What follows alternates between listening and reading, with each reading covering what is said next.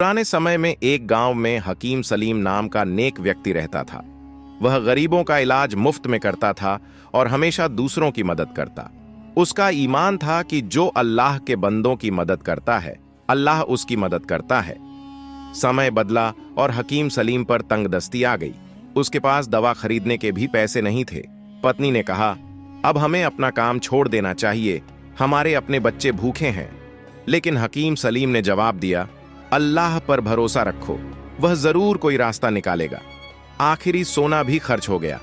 पत्नी ने अपने जेवर का आखिरी सिक्का दिया, लेकिन हकीम सलीम ने वह भी एक गरीब औरत को दे दिया।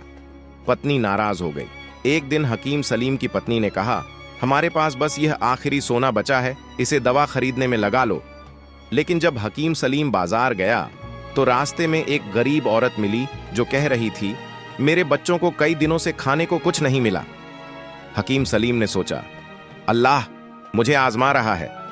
उसने वह आखिरी सिक्का औरत को दे दिया। जब वह खाली हाथ घर पहुंचा तो पत्नी गुस्से में बोली, अब हमारे लिए कुछ नहीं बचा। लेकिन हकीम सलीम मुस्कुराते हुए बोला, अल्लाह हमारे लिए जरूर कोई दरवाजा खोलेगा।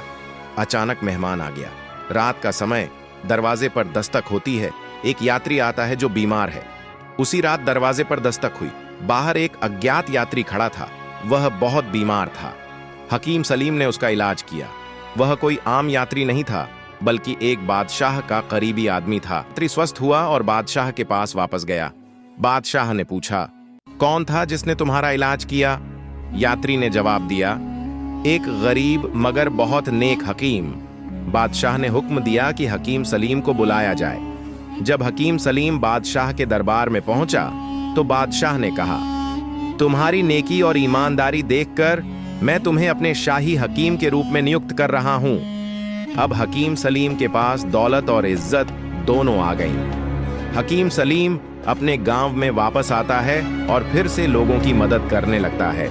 यह कहानी हमें सिखाती है कि जो व्यक्ति सब्र करता है और अल्लाह पर भरोसा रखता है, अल्लाह उसे वहां से रिस्क देता है जहां से वह सोच भी नहीं सकता। अगर आपको यह कहानी पसंद आई हो तो लाइक और सब्सक्राइब करें।